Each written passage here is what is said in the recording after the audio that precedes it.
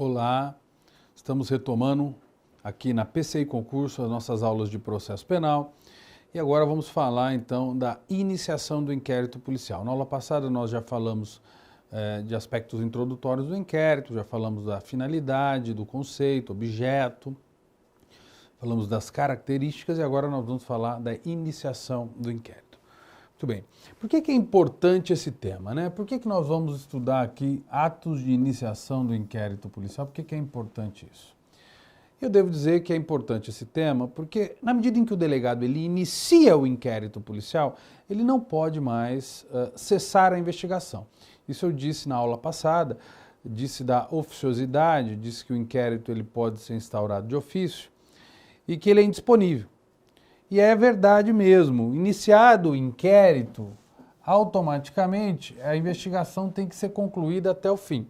Só que nós sabemos que quando o inquérito ele é iniciado, ele gera constrangimento para aquele cidadão que está sendo investigado.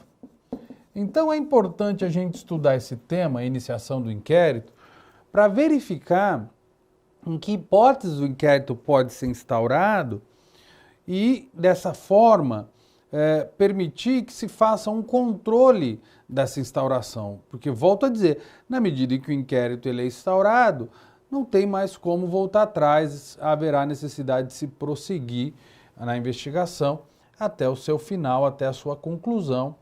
E isso pode gerar um constrangimento para esse cidadão que vai ter que suportar essa investigação, né? Então, nós vamos começar já falando do primeiro ato que é usado para iniciar o inquérito, é o mais comum, que é a portaria do delegado de polícia. Vejam vocês, portaria do delegado de polícia. Quando que o delegado de polícia se utiliza de uma portaria? Muito bem, o delegado de polícia vai se utilizar de uma portaria quando ele recebe uma notícia de um crime, né? Uma notícia criminis, eu vou colocar aqui a expressão usada em latim, escreve-se notitia, mas se lê notícia, notícia criminis, quando ele recebe uma notícia criminis espontânea. O que quer dizer isso? Quando o delegado, basicamente, ele está lá na delegacia e chega para ele a informação de que um crime aconteceu espontaneamente pela simples atuação da polícia nas suas funções cotidianas. Então, sempre que o delegado recebe essa informação espontaneamente, de um cidadão ou da imprensa, mas sem que essa informação venha de forma institucionalizada, o que acontece? Ele, delegado, vai baixar um ato chamado portaria. E é engraçado que essa expressão portaria não tem outra razão a não ser dizer que a investigação está se abrindo. São as portas que se abrem na investigação, por isso portaria, é o ato inicial. Se você abrir a capa do inquérito, vai verificar que o primeiro documento que tem lá é a portaria. Está escrito lá, portaria do delegado de polícia, é ele que assina. A portaria é o ato de iniciação da investigação que só o delegado elabora na medida em que toma conhecimento de uma informação. Muito bem. Dito isso, vamos lá. Qual que seria a estrutura da portaria como ato de iniciação? A portaria, ela tem uma narrativa fática, sucinta, apenas para estabelecer uma capitulação desse fato inicialmente. Por quê? Porque essa narrativa fática, ela é provisória. Ela é sumária. Pode acontecer desses fatos evoluírem para outros mais complexos, pode acontecer de se modificar o significado jurídico desses atos, desses fatos, eles podem ser recapitulados em outras figuras típicas. É que aqui no momento da portaria, como as informações ainda são muito escassas, são iniciais, a narrativa fática é bem sucinta, o delegado baixa a portaria dizendo que teve conhecimento daquele fato inicial, estabelece uma tipificação que também é provisória, inicialmente, para justificar essa abertura e fundamentar a abertura do inquérito. O inquérito policial é um instrumento investigatório que deve seguir a legalidade, deve seguir o próprio princípio republicano. Então, há que se fundamentar as razões do porquê esse inquérito está sendo instaurado, qual a capitulação, qual o artigo do Código Penal a justificar a abertura desse inquérito. Então, a portaria vai ter basicamente essa estrutura com uma narrativa fática bem sucinta. E vai ter também um cronograma investigatório inicial. Um cronograma, basicamente um cronograma com algumas providências iniciais para fins investigatórios. Ouvir uma pessoa suspeita, determinar a realização de uma perícia, enfim. Esse cronograma inicial existe para organizar a investigação, para que se o delegado tenha que sair de férias ou se encontre ausente da delegacia, outro que o substitua, possa seguir praticando aqueles atos. Então a portaria dá uma organização inicial, fixa o objeto fático a ser investigado, estabelece uma organização inicial necessária para que a investigação possa fluir, para que a investigação possa se desenvolver a contento, tá certo? Então, essa é a estrutura inicial que nós temos da portaria. A portaria, portanto, vai sendo cumprida gradativamente, vão sendo depois praticados outros atos investigatórios e a partir daí a investigação segue, né? Um dado importante é que a portaria também pode ter como elemento deflagrador um boletim de ocorrência ou uma denúncia, uma delação de um cidadão, denúncia no sentido lato, não como peça acusatória, né? Ou qualquer outro dado que chegue espontaneamente perante o delegado e aí ele se vê na obrigação, no seu dever legal de atuar de ofício instaurando aquele inquérito. Então ele vai baixar essa portaria e a partir daí o inquérito vai seguir o seu trâmite natural, praticando-se os atos investigatórios que lhes são peculiares, tá certo? Tudo bem? Então tá aí, falamos da portaria. Vamos falar então de um outro ato de iniciação, que é o chamado requerimento do particular, do cidadão. O cidadão pode ir lá formular um requerimento perante a autoridade policial, perante o delegado, para que o inquérito possa ser instaurado. Aqui, basicamente, nós não vamos ter a portaria como peça de abertura do inquérito. Quando se abre o inquérito, você vai se deparar com o pedido, com o requerimento feito pelo particular. Veja que qualquer cidadão pode formular esse requerimento. Qualquer cidadão, baseado no direito constitucional de petição. Então, qualquer cidadão pode ir até a delegacia de polícia, levar peças que ele possui, documentos, provas, e formular um requerimento narrando o fato criminoso e pedindo a instauração de um inquérito. Agora, vejam vocês que essa notícia criminis já não é espontânea. É uma notícia criminis provocada. Então, vou apagar a palavra espontânea aqui e vou me reportar aqui a esse requerimento. Não vou falar mais da portaria, vou falar do requerimento. Vou dizer para vocês que essa notícia criminis é uma notícia criminis provocada. Ou seja, um terceiro vai e formula esse requerimento aí, o particular. Veja que é um terceiro particular que não pertence ao sistema persecutório, não integra o sistema persecutório, é alguém de fora. Então, é uma notícia criminis provocada, mediata ou indireta. Por quê? Porque é alguém de fora do sistema persecutório. Um órgão de fora, não é um órgão, não é um cidadão que está provocando esse requerimento. Então, para que se analise a instauração ou não do inquérito. Vejam vocês que aqui, quando se fala em requerimento, isso aqui é um pedido, uma postulação. Se é um pedido, o delegado vai verificar se vai ou não atender a esse pedido. Veja, por se tratar de um requerimento, existe aí um juízo de valor, uma análise, um julgamento administrativo que o delegado vai fazer a respeito desse pedido. O delegado vai verificar se concede, se atende ou não atende a esse requerimento do particular, que é um mero pedido, não é uma ordem, é uma solicitação, é um pleito formulado pelo cidadão para se ter a instauração do inquérito, tá? Normalmente, o pedido ele é atendido se o requerimento estiver em termos com a legalidade, se tiver fundamentação, normalmente ele é deferido. E ao ser deferido, automaticamente, esse requerimento aqui vai ser a peça de abertura da investigação junto com as peças de informação. Então o requerimento se transforma no inquérito.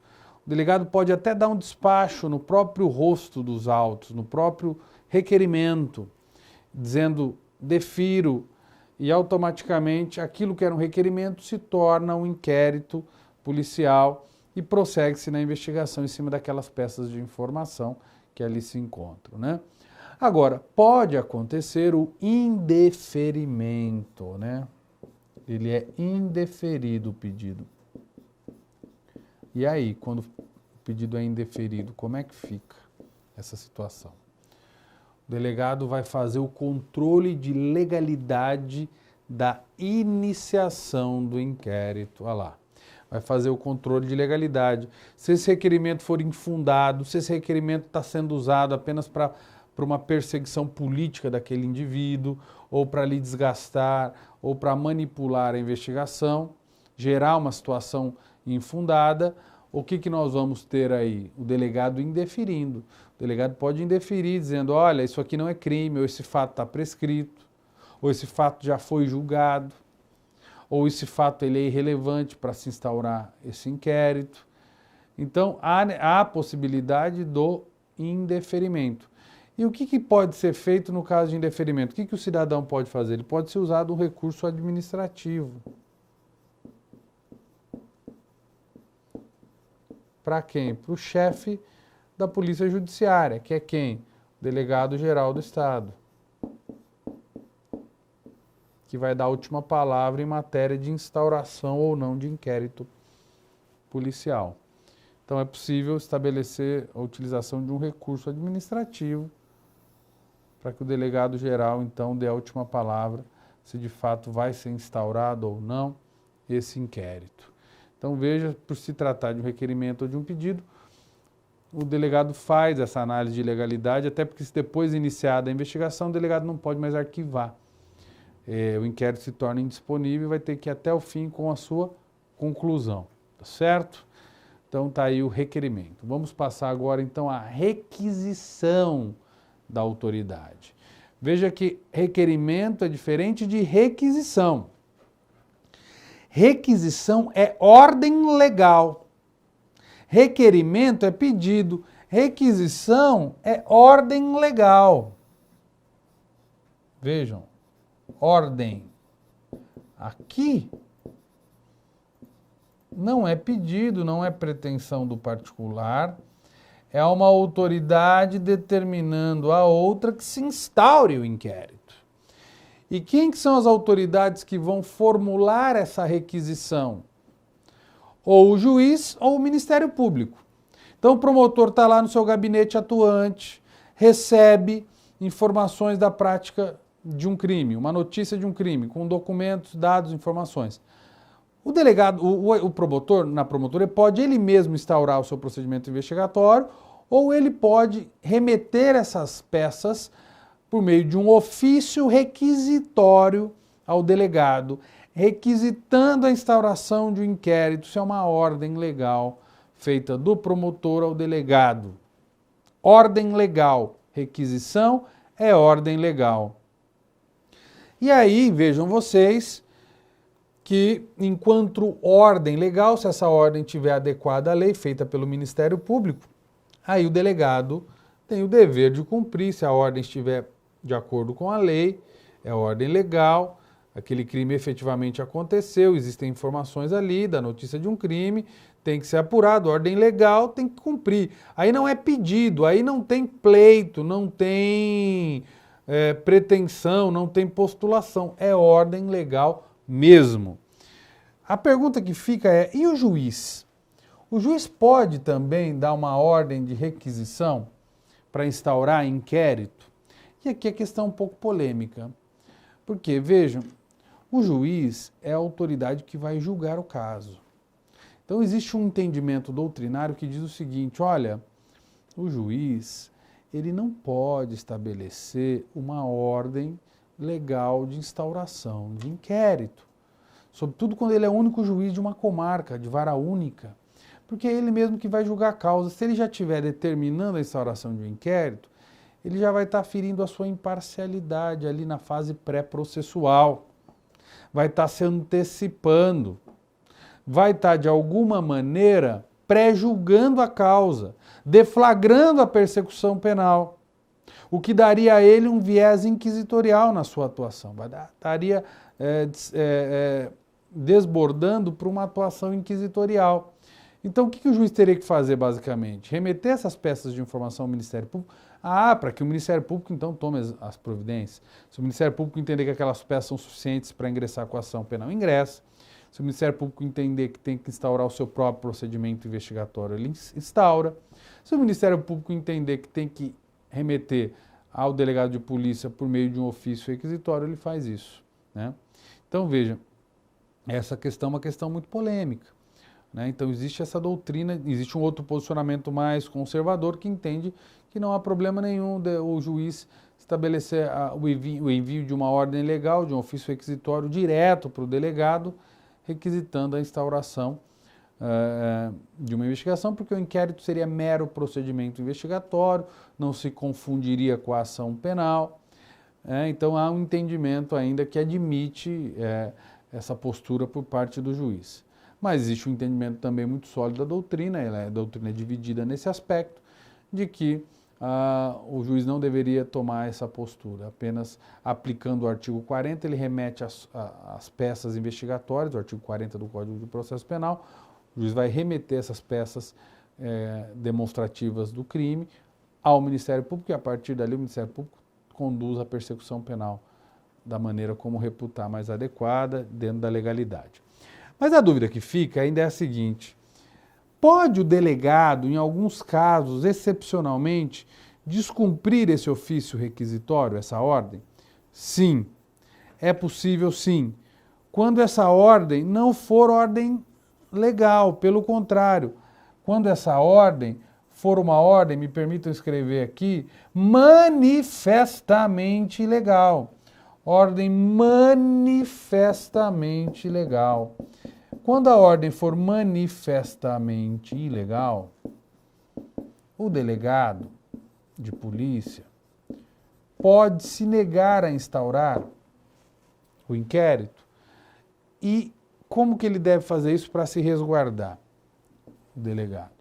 Ele responde a esse ofício requisitório de uma ordem manifestamente ilegal, dando os fundamentos, as razões jurídicas do porquê que ele não está instaurando esse inquérito. Então ele vai dar os fundamentos. Ele vai dizer, olha, eu não estou instaurando esse inquérito porque esse fato é absolutamente atípico e esse inquérito vai ser arbitrário. Então a ordem é manifestamente ilegal.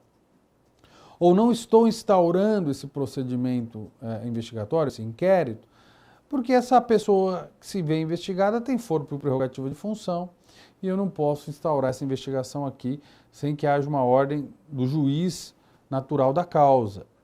Então, a ordem manifestamente ilegal é aquela que o delegado automaticamente verifica que se ele instaurar o inquérito, ele vai estar praticando abuso de autoridade, vai estar praticando algum arbítrio, ele não é obrigado, ele pode se abster, desde que responda fundamentadamente, com base na lei, o porquê da não instauração.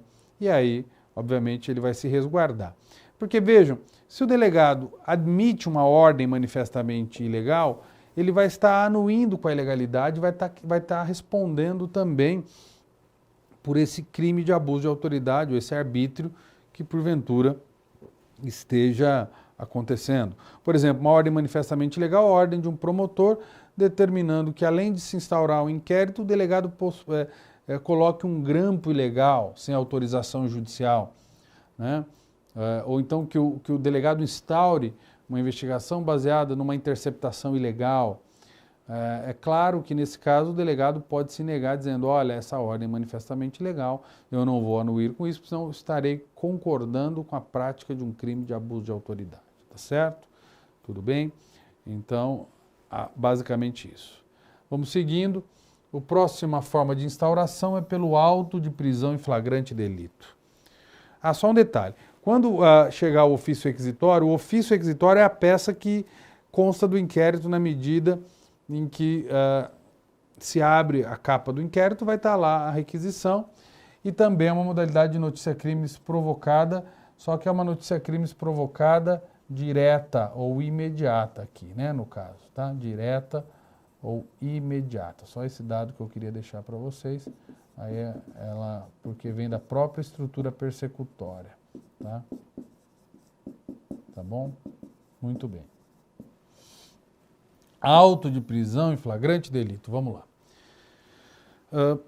Essa é uma notícia crimes coercitiva. Não é nem espontânea nem provocada. É chamada notícia crimes coercitiva. Ou seja, o indivíduo é preso praticando o crime ou logo após ou logo depois da prática do crime e é levado até a delegacia de polícia.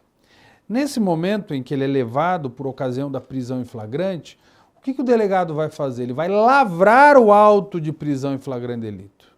E a peça inaugural, a peça que abre o inquérito é o auto de prisão em flagrante delito.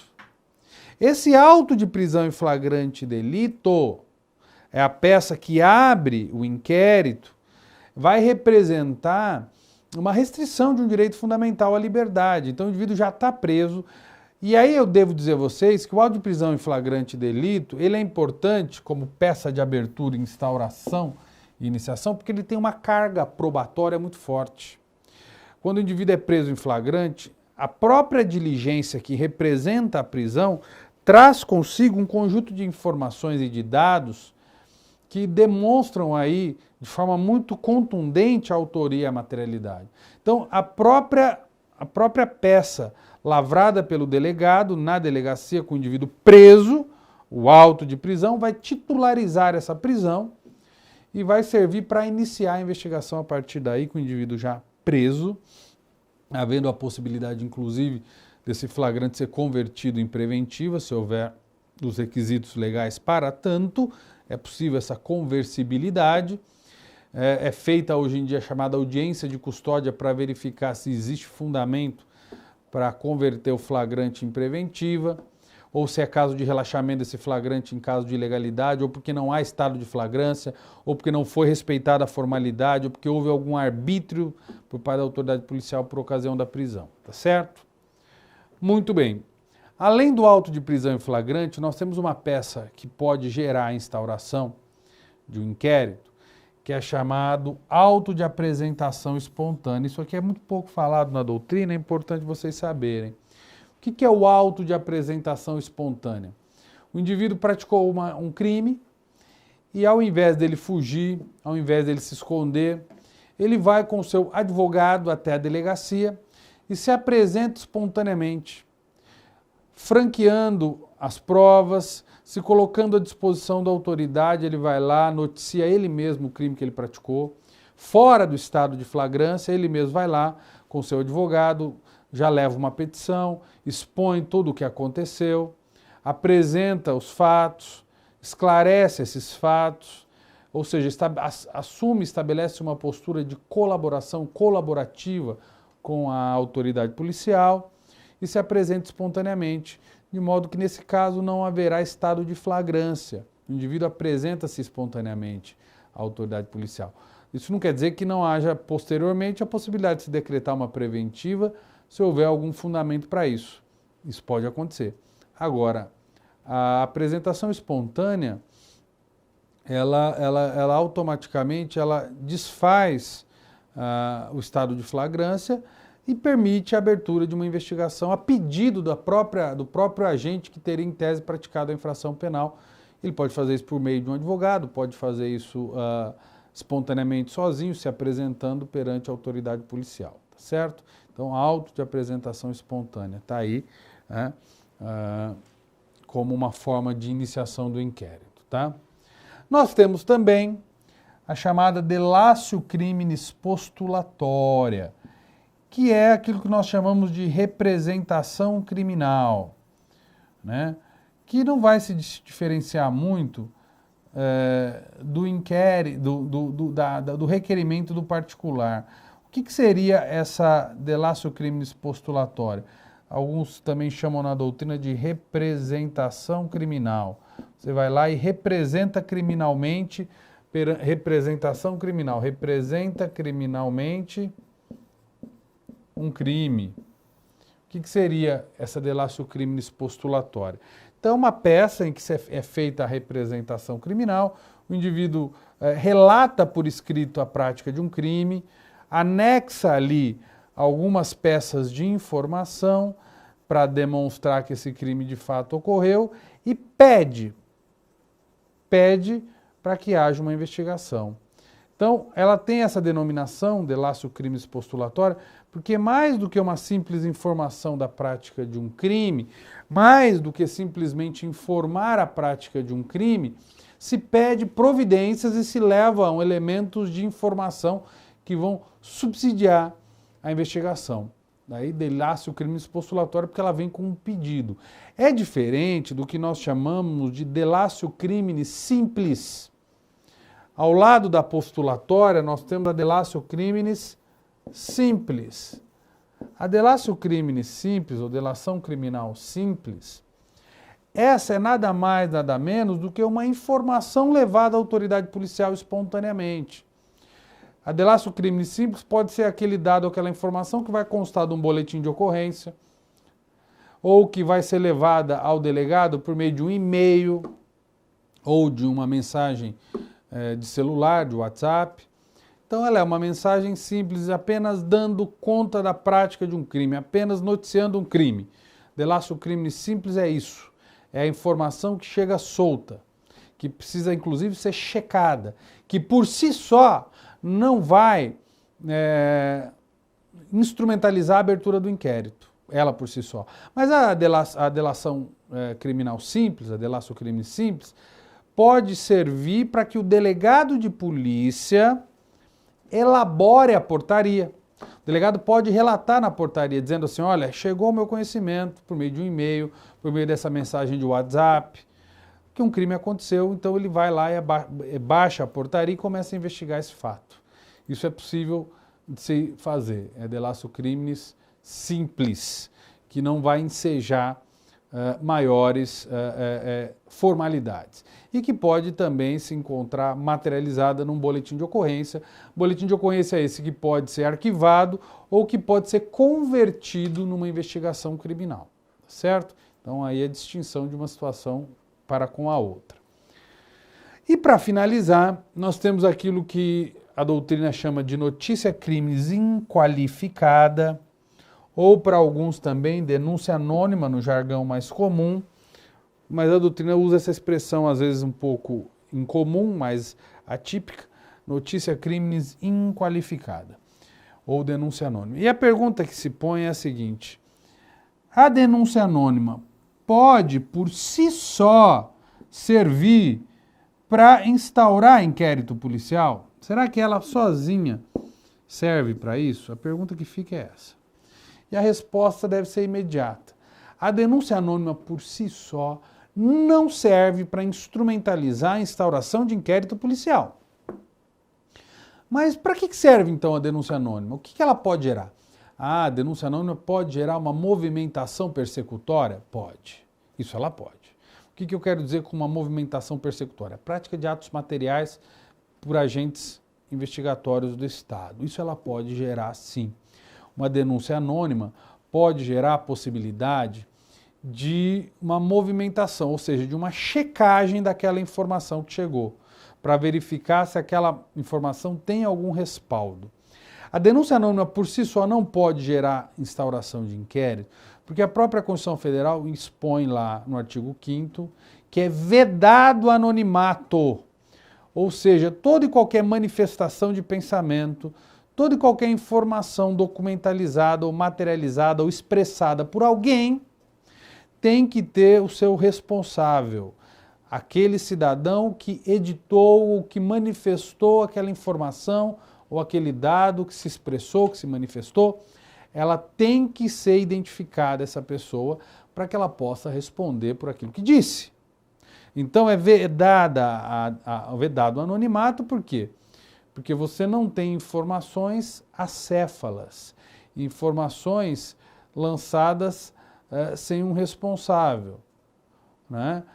Por quê? Porque essa informação gera desdobramentos na órbita jurídica. Toda informação manifestada, todo pensamento manifestado, gera desdobramentos e efeitos jurídicos na ordem jurídica vigente. Então, a denúncia anônima por si só não tem condição de subsidiar, instrumentalizar uma investigação. Mas pode servir, sim, para iniciar atividades persecutórias que vão ser checadas e que, se porventura confirmadas, aí sim vão ser materializadas numa investigação por meio de uma portaria que o delegado vai editar para iniciar uma investigação formal a partir daquele dado anônimo. A denúncia anônima também não pode, em hipótese alguma, servir para sustentar um pedido de interceptação telefônica. Isso é pacífico nos tribunais superiores. Uma denúncia anônima não pode servir para sustentar um pedido de prisão. Ou seja, nós não podemos admitir impactos na órbita de direitos fundamentais de algum cidadão com base em denúncia anônima, porque nós estaríamos aí contrariando o próprio artigo 5º, inciso 3º, que veda o anonimato, justamente porque a manifestação do pensamento pressupõe um responsável por isso. Há que se identificar quem manifestou esse pensamento e quem de alguma maneira deflagrou esse procedimento investigatório, tá certo? Então, basicamente, encerramos aqui os atos de iniciação do inquérito policial. Eu agradeço mais uma vez a sua atenção, a sua participação com a nossa aula e convido para que prossigamos nas aulas seguintes que virão mais à frente. Muito obrigado e até a próxima.